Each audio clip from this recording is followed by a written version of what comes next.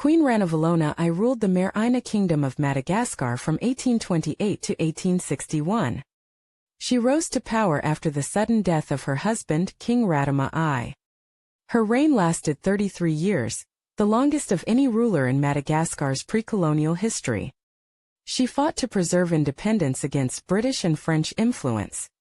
She strengthened tradition, banned Christianity, and relied on forced labor and military campaigns.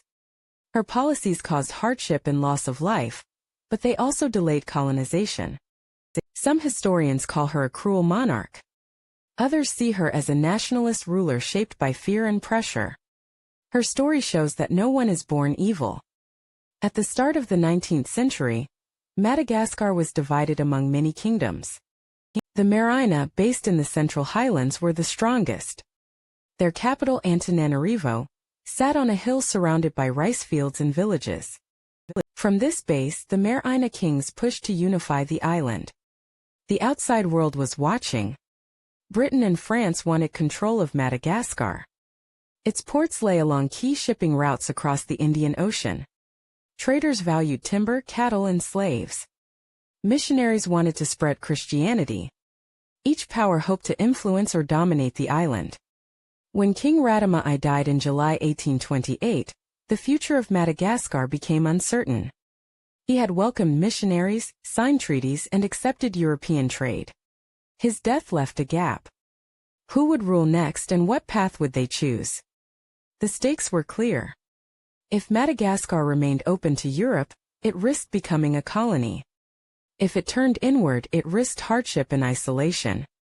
The ruler who followed Ranavalona would shape the island's future. Ranavalona, Ranavalon's principal wife, stepped into this moment. Within weeks, she secured the throne and became Queen Ranavalona I. She would rule for more than 30 years. Her reign mixed tradition, fear, and defiance. No one is born evil. Ranavalona entered power through survival, not malice. She inherited a kingdom caught between local needs and foreign pressure. Guiding question: what was her early life and family setting before she became queen? Ranavalona was born in 1778 in Manoina, near Antananarivo. Her father, Andrian Salamanjaka, was a nobleman tied to the royal family. Her mother, Rabodinandrian Tampo, also came from a respected clan. She grew up in the Meraina heartland, where rice farming, cattle herding, and kinship shaped life. Family loyalty mattered.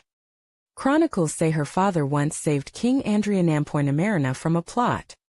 In gratitude, the king promised Ranavalon's hand to his son Ranavalona. This pledge gave her a place in the royal household. Marriage in the Meraina court was about alliances. Kings took several wives to tie families together. Ranavalona became Ranavalon's first wife, a status that placed her above other wives and concubines. This role gave her symbolic importance but little direct power. She had no children with Ranavalona. In a system that valued heirs, this weakened her position. Other wives bore children and Ranavalona seemed sidelined. She lived in the palace but remained in the background. Her early life shows her as a figure shaped by family loyalty and tradition. She did not seize power. She was carried by custom, promises, and marriage ties. No one is born evil. Ranavalon's childhood gave no sign of cruelty. She followed the path set for her by her family. Guiding question: what beliefs and influences shaped her worldview as she grew up? Education in the Meraina Kingdom relied on memory and speech. Children learned history, clan duties, and proverbs. Ranavalona absorbed these lessons. She learned kabari, the art of ceremonial speech filled with riddles and wisdom. This skill would later help her command respect. When missionaries arrived in the early 1800s, they brought schools and books. Ranavalona, already an adult, saw these changes. She spent time with some missionaries, including David Griffiths. She observed their teaching and their printing press. She heard the words of the Bible in Malagasy. But her core beliefs remained rooted in Malagasy tradition. The Meraina honored ancestors and relied on Sampi, sacred royal idols believed to protect the kingdom. Loyalty to rulers and service through labor were seen as duties. Ranavalona stood between two worlds. On one side, foreign missions offered literacy and new faith. On the other, tradition demanded loyalty to ancestors and kings. She leaned toward tradition but kept knowledge of both. Guiding question: what ambitions and failures marked her life before she became queen? As Radama's first wife, Ramaval held ceremonial duties but no political role. She hoped to produce an heir but did not. Other wives had children, though Radama did not declare any as his successor. Radama preferred European advisors and missionaries. He welcomed schools, allowed Bible translation, and signed treaties with Britain. Ramaval played no role in these moves. She lived in the palace without influence. Her main ambition was survival. Court life was dangerous. Rivals could be accused of treason or witchcraft. Wives who lost favor risked disgrace. Ramaval stayed quiet, building alliances with officers and nobles. This period showed frustration. She had status without power, title without authority. She was close to the throne but far from influence. No one is born evil. At this stage, Ramaval harmed no one.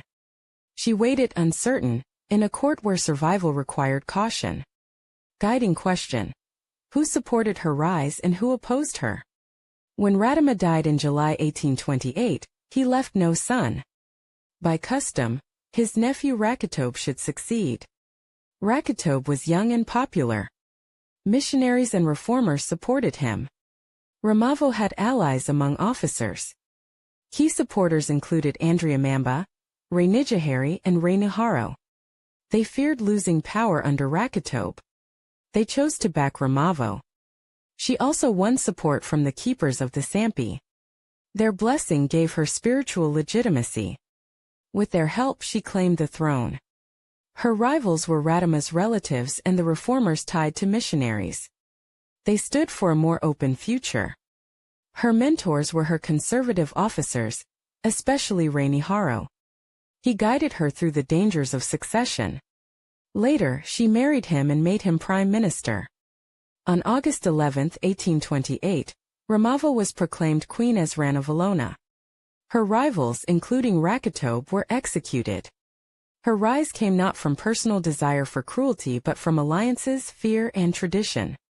Guiding question: what key events set the course of her rule?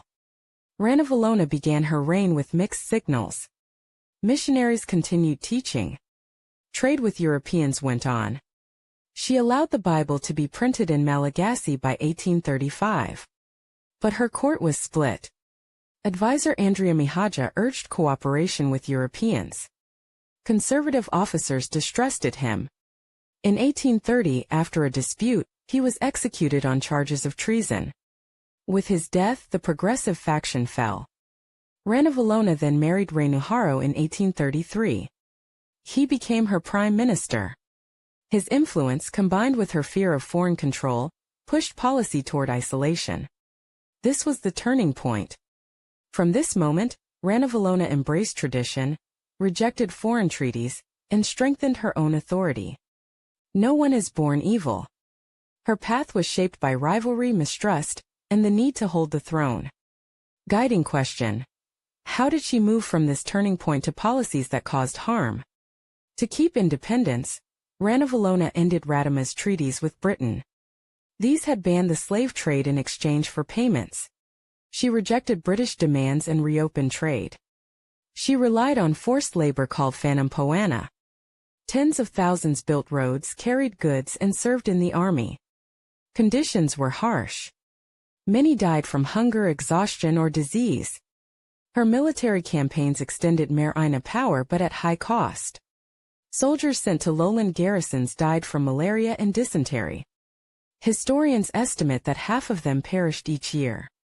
Population losses were severe. By the 1840s, numbers in the Central Highlands had dropped sharply. Scholars debate exact figures but agree that many lives were lost. Her suppression of Christianity added to the suffering. Converts faced prison, exile, or death. Some endured the Tangina ordeal, a poison trial. Deaths from Tangina rose during her reign, with thousands per year reported. Her policies defended sovereignty but harmed her people. She chose survival over openness. No one is born evil. Ranavalona's actions show how fear of conquest and loyalty to tradition shaped harsh choices. Guiding question. What single act best defined her reign and what followed it? The clearest mark of Ranavalona's reign was her ban on Christianity in 1835. She ordered that no Malagasy could practice the faith. Foreigners could worship privately but not preach. Missionaries were expelled. Schools closed. Printing stopped. Malagasy Christians faced punishment. Some were fined or enslaved. Others were executed. Numbers differ across records. Missionary accounts speak of dozens executed, while others list thousands punished. All agree that fear spread. This act confirmed her path of isolation. It showed her will to defend tradition by force. Guiding question. How did her people and foreigners judge her during her reign? Ranavalona never faced trial. Judgment came in opinion. Foreign accounts condemned her. British newspapers called her cruel and insane. French writers painted her as bloodthirsty. Missionaries described persecution in detail. Inside Madagascar, views were divided. Some nobles respected her for keeping independence. Others feared her for forced labor and executions. Christians saw her as an oppressor. Her rule mixed loyalty and fear. People obeyed her in ritual but complained in secret. Guiding question. How did her rule end? Ranavalona ruled until old age. She died on August 16, 1861 in Antananarivo. She was about 83 years old. Her son Radama II succeeded her. He reopened Madagascar to Europe and missionaries. His reign was short. Nobles killed him in 1863. Ranavalona's death closed a chapter. She had preserved independence but at heavy cost. Madagascar would remain free until French colonization in 1896. Guiding question. What legacy did she leave? Ranavalona's legacy divides historians. Early writers called her the Mad Queen of Madagascar. They focused on executions, poison ordeals, and forced labor. Modern scholars take a broader view. Some, like Gwyn Campbell, argue her harsh policies were rational under threat of colonization.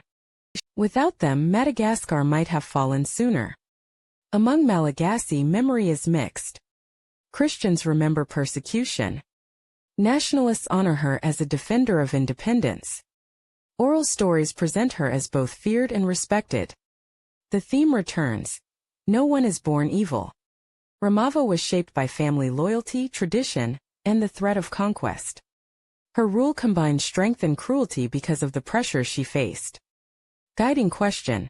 What lessons for today come from her life? Ranavalona's story shows how leaders act under pressure. Fear of foreign conquest led her to harm her own people. Sovereignty came at the cost of suffering. It also shows the weight of context. European accounts saw her as cruel. Malagasy accounts show both respect and fear. Judgment depends on perspective. The main lesson is that leaders must balance independence with the welfare of their people. Ranavalona protected Madagascar but damaged her society. Her life reminds us again. No one is born evil. Leaders are shaped by culture, family, and pressure. Judgment requires understanding the choices they faced.